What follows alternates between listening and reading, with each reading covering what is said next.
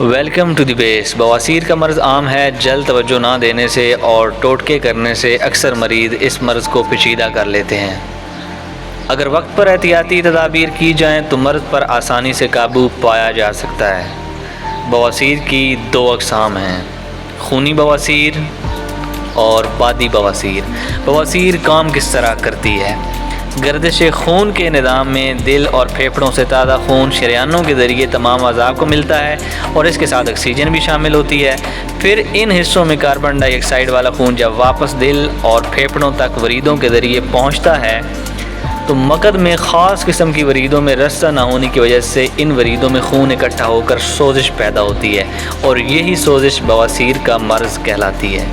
مقعد میں چھوٹی اور بڑی وریدوں کے باعث موقع اور مسے بھی بنتے ہیں۔ اب ہم ان کی جانب پڑھتے ہیں کہ جو بواسیر کی اسباب ہیں۔ بواسیر کے اسباب بہت ساری ہیں، چند ایک کا ذکر ہم کرتے ہیں جو ٹاپ پہ ہیں۔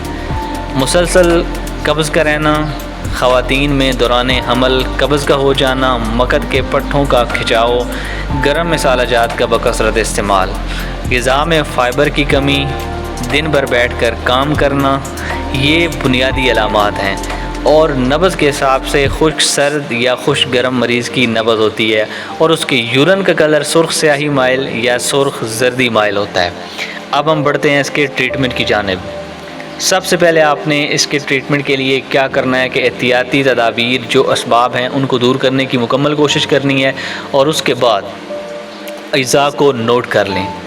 چھلکا ریٹھا 50 گرام، گیرو 10 گرام، دونوں کو الگ الگ پاؤڈر کرنے کے بعد مکس کر لیں اور 500 mg کا کیپسول بھر لیں۔